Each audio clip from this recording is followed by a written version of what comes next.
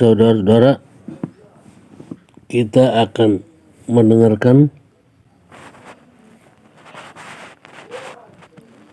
cara menghadapi peperangan rohani. Peperangan rohani adalah pertempuran yang terus berlangsung antara baik dan jahat, antara Allah dan iblis. Oleh karena pertempuran itu terjadi dalam roh, bukan di alam fisik. Hal ini mudah saja diabaikan. Namun akibat pertempuran ini akan membawa konsekuensi yang abadi. Untuk menghadapi peperangan rohani, Anda harus memahami apa arti dan pertempuran ini. Senjata atau alat pertahanan apa saja yang tersedia untuk Anda, dan bentuk-bentuk serangan yang harus Anda hadapi. 1. Memahami arti pertempuran rohani. 1. Alihkan fokus Anda kepada hal-hal rohani. Sesuai dengan istilah yang digunakan untuk peperangan rohani, pada dasarnya adalah terjadi dalam roh. Pertempuran ini mungkin akan menimbulkan akibat dalam kehidupan fisik, tetapi jika tidak mengerti cara untuk menyelesaikan masalah-masalah yang berakar dalam roh ini, Anda tidak akan bisa bertarung dengan baik. Dalam Efesus 6:12, Rasul Paulus mengatakan, karena perjuangan kita bukanlah melawan darah dan daging, tapi melawan pemerintah-pemerintah, melawan penguasa, melawan pengaruh dunia yang gelap itu, melawan roh-roh jahat di udara. Ayat ini mendefinisikan peperangan rohani sebagai peperangan melawan kekuatan yang bukan berasal dari kedagingan, dan ini berarti bukan kekuatan yang bersifat fisik dan berwujud.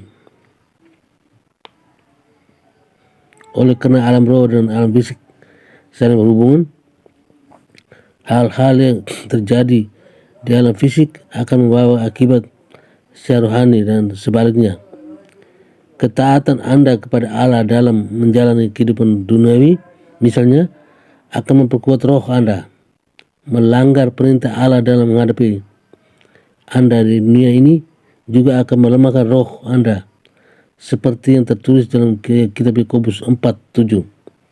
Karena itu, tundukkanlah kepada Allah dan lawanlah iblis, maka ia akan lari daripadamu. Jadi pertama-tama, Anda harus bersedia kepada Allah agar dapat melawan iblis. 2.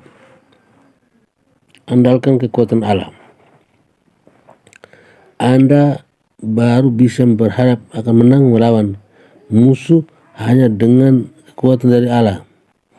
Anda bisa mengandalkan kekuatan Allah jika Anda mau menerima keselamatan yang ditawarkan oleh Yesus Kristus. Ketahuilah bahwa jika setiap kemenangan adalah milik Allah,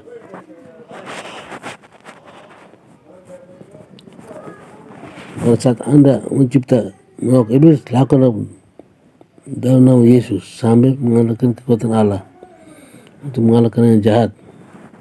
Bahkan Mikael, pemimpin para malaikat, mengatakan, Tuhan akan menghadirkan engkau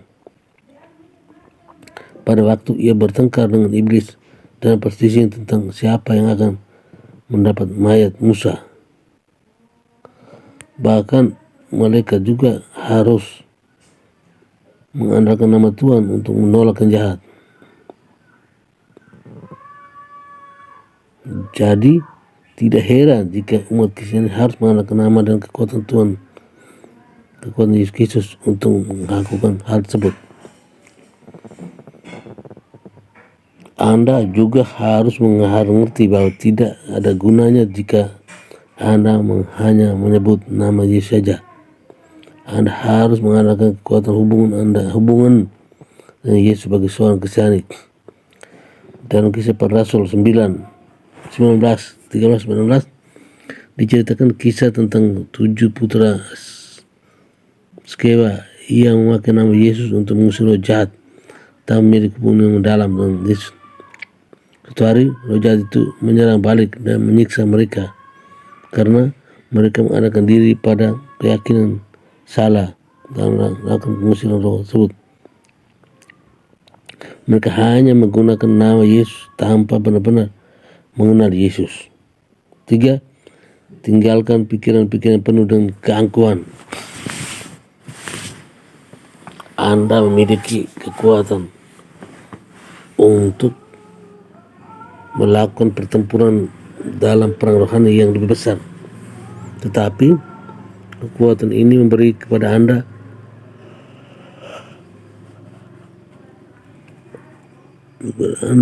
melalui Yesus Kristus.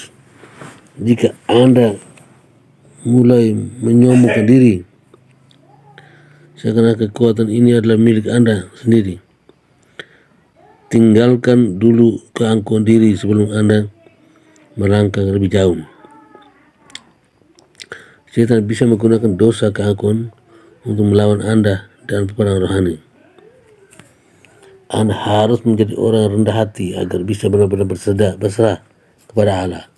Jika mungkin, Anda bisa berserah kepada kekuatan dan kehendak yang lain jika ada aspek dalam diri Anda yang meyakini bahwa kekuatan Anda sendiri mungkin sama besarnya jika kedua kekuatan ini bisa dibandingkan satu sama lain atau sama. Ini berarti tidak ada satupun yang absolut di antara Anda berdua. Anda harus sepenuhnya mengandalkan kekuatan Allah untuk menghadapi perang rohani. Lupakan saja kesombongan karena kekuatan Anda sendiri. Seperti yang dikatakan dalam kita, janganlah mengandalkan pengertianmu sendiri. Ingatlah pada Tuhan dalam segala sesuatu yang engkau lakukan, maka Ia akan menunjukkan kepadamu cara hidup yang baik. Amsal 3:5-6. 4. Tunjukkan ketaatan dan pengendalian diri. Dalam menghadapi perangan rohani, Anda harus tetap taat kepada Allah dalam segala hal. Seringkali Anda harus melatih pengendalian diri yang kuat untuk mencegah ketaatan yang tinggi. Rasul Paulus memerintahkan kepada kaum beriman untuk menjadi kuat di dalam Tuhan. 6. Efesus 6:10. Anda harus memperhatikan bahwa kata yang digunakan adalah dalam, bukan oleh. Tidak cukup jika Anda hanya mengandalkan kekuatan Allah untuk memberikan Anda kepada kemenangan dalam pertempuran.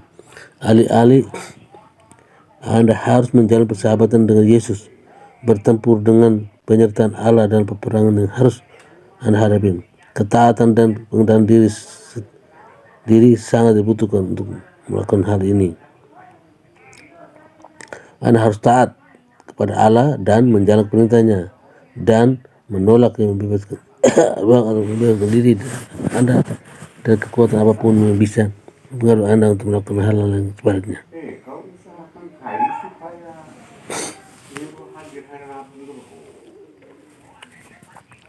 Pengendalian diri menuntut Anda untuk membebaskan diri dan dari hal-hal yang berlebihan. Anda harus menjaga keseimbangan secara rohani dengan menolak keinginan untuk memanjakan diri dengan hal-hal yang buruk atau berlebihan sehingga merusak kehidupan rohani. 5. Tetaplah waspada. Dalam 1 Petrus 5-8 dikatakan, sadarlah dan jaga-jagalah lawanmu, si iblis berjalan keliling sama seperti singa yang mengaum-ngaum dan mencari orang yang dapat ditelannya.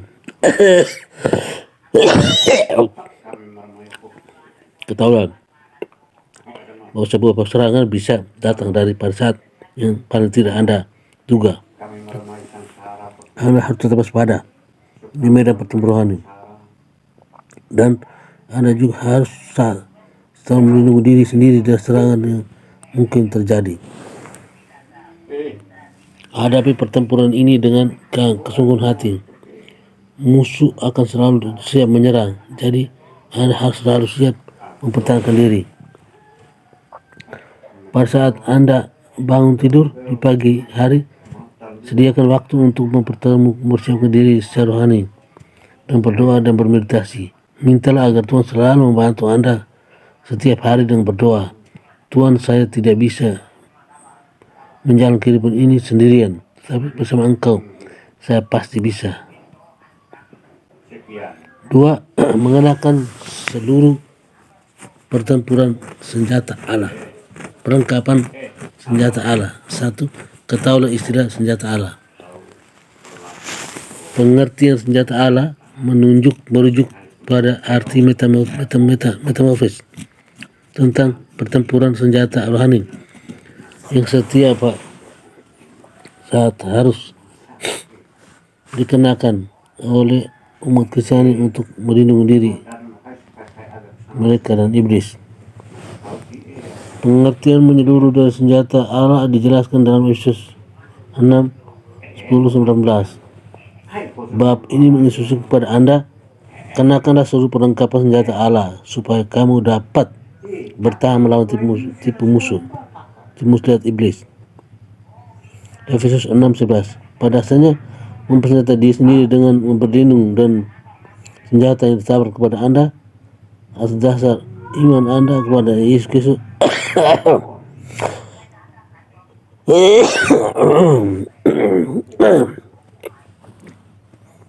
akan membuat Anda tetap kuat dan mampu bertahan melawan serangan iblis dengan roh. Pakailah ikat pinggang kebenaran. Efesus 6:14. Berdiri tegap, berikat pinggangkan kebenaran. Lawan dari kebenaran adalah kebohongan, dan iblis seringkali ditunjuk sebagai bapa dari segala kebohongan. Melengkapi diri dengan ikat pinggang kebenaran berarti melindungi diri Anda dari tipu muslihat yang jahat dengan berpegang teguh pada kebenaran. Di dalam Alkitab, Yesus menyanggah godaan iblis di padang gurun dengan kebenaran dari ayat-ayat kitab suci. Anda juga bisa melakukan hal ini. Kutiplah ayat kitab suci untuk menyanggah kebohongan iblis. Anda bisa berpegang teguh pada kebenaran. Anda harus berusaha mencari kebenaran dalam hal apapun dan menyampaikan kebenaran kepada semua orang, termasuk kepada diri sendiri. Jangan pernah membiarkan diri Anda tertipu. 3. Pakailah baju besi ketulusan. Bagian kedua dari Efesus 6:14 menyebutkan tentang baju besi ketulusan. Ketulusan merujuk pada ketulusan hati yang absolut dari Yesus Kristus, bukan ketulusan manusia yang tidak sepenuh hati dan tidak bisa dipercaya. Dengan beriman, Anda harus menggunakan ketulusan hati Yesus dalam melindungi hati Anda terhadap serangan rohani, seperti baju besi yang secara fisik akan melindungi jantung Anda pada saat melakukan pertarungan fisik. Jika iblis mencoba mengatakan kepada Anda bahwa Anda tidak tulus, kutiplah ayat Roma 3:22. Kebenaran Allah karena iman dalam Yesus Kristus bagi semua orang yang percaya. Pakailah kasut Injil dalam damai sejahtera.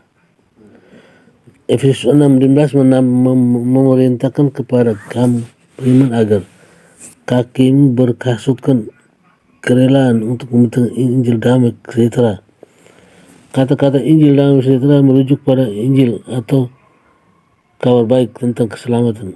Mempersiapkan langkah kaki Anda dengan ajaran Injil tentang damai sejahtera mengharuskan Anda mengandalkan Injil selama perjalanan menuju daerah kepenuhan kekuasaan musuh.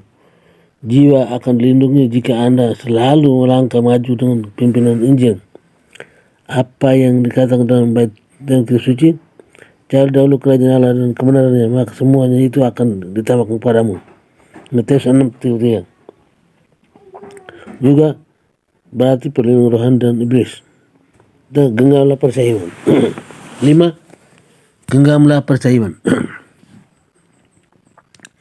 Dalam Efesus 6:16, dalam segala keadaan Anda juga diperintahkan untuk menggunakan percaya iman. Sebab dengan percaya itu kamu akan dapat memadamkan semua panah api dari si jahat.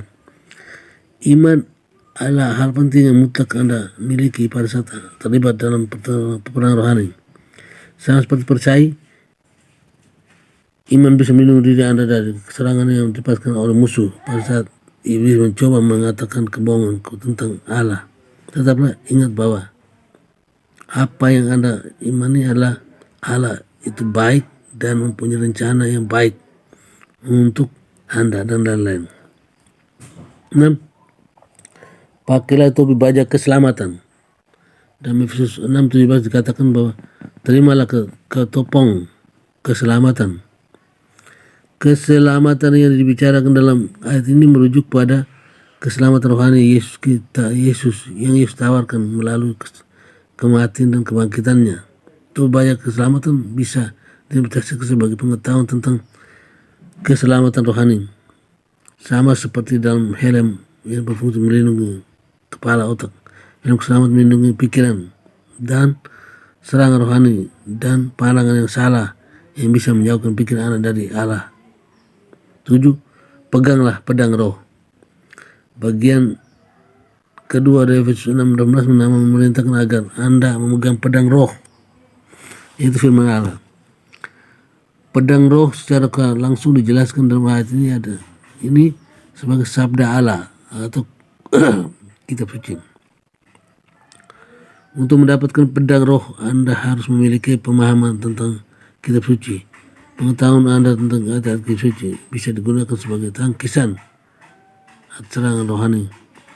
Ibrani 4:12 mengatakan, firman Allah hidup dan kuat dan lebih tajam daripada pedang mata dua manapun.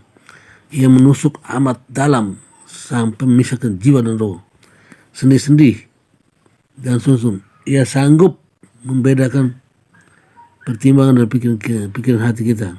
8. Berdoa dalam roh.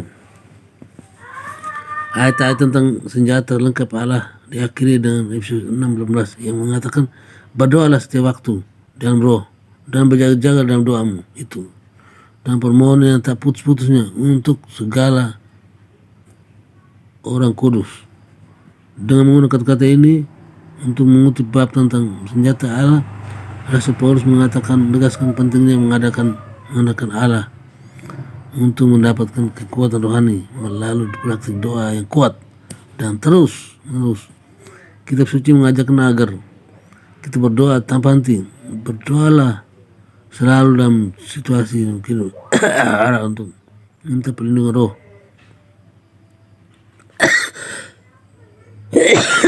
Perlindungan dari Allah.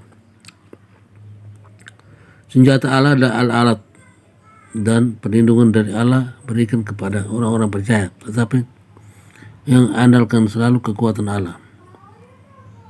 3. Berperang meruntuhkan pertahanan musuh. 1. Persiapan diri untuk menghadapi peperangan baik dalam menyerang maupun mempertahankan diri. Peperangan dengan melakukan serangan menuntut Anda untuk secara aktif menghancurkan benteng pertahanan musuh yang pernah dibangun di dalam pikiran Anda. Perang yang dihadapi dengan mempertahankan diri menuntut Anda untuk melindungi diri dari serangan yang dilakukan. Benteng pertahanan musuh adalah sebuah kebohongan yang penuh yang pernah dibangun dalam pikiran Anda. Benteng ini menjadi semakin kuat melalui tipu muslihat atau kedakwaan sehingga semakin sulit Anda menolak kekuatan dari godaan atau menangkap kebohongan iblis.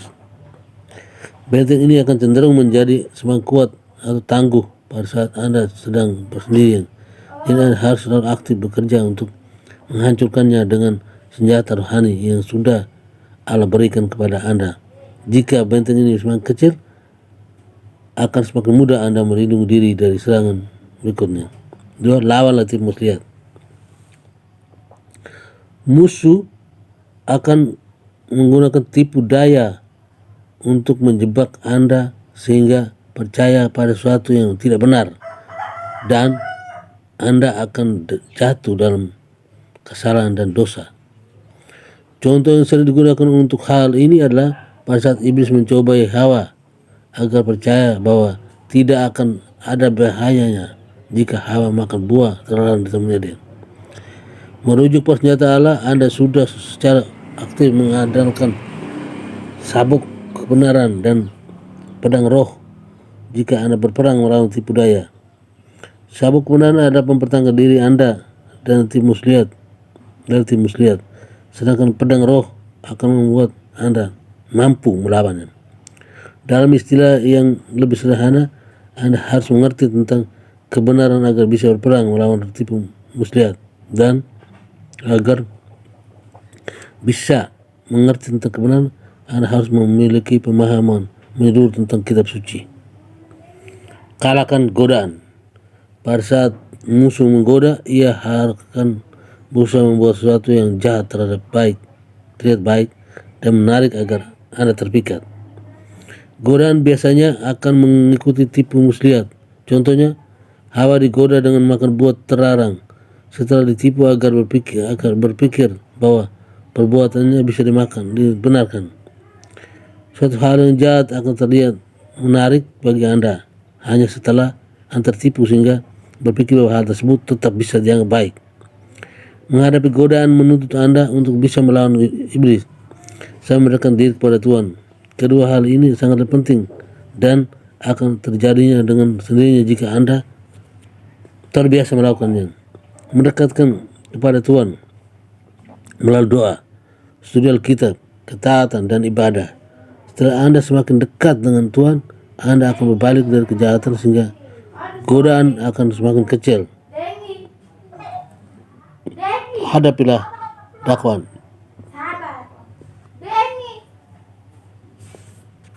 Musuh akan mendakwa orang yang beriman menggunakan kesalahan dan dosa di masa lalu agar bisa menjatuhkan seseorang dengan membuatnya merasa malu dan putus asa. Kitab suci menamai iblis sebagai pendakwa saudara-saudara kita. Jadi ia juga akan mencoba mendakwa Anda atas diri sendiri. Ingatlah selalu ayat yang mengatakan, demikianlah sekarang tidak ada penghukuman bagi mereka yang ada dalam Yesus Kristus. Terkait dengan senjata Allah, salah satu pertahanan diri terbaik bagi Anda melawan dakwaan adalah percaya iman. Jika musuh menyerang Anda menggunakan kegagalan masa lalu sebagai amunisi mereka, maka Anda harus melindungi diri seutuhnya dari serangan ini dengan mengandalkan iman Anda kepada Yesus Kristus. Anda juga bisa menggunakan baju sirah ketulusan hati Yesus untuk melindungi hati Anda dan helm keselamatan untuk melindungi pikiran Anda dari serangan-serangan ini. Oke, demikianlah sabda Tuhan. Terima kasih.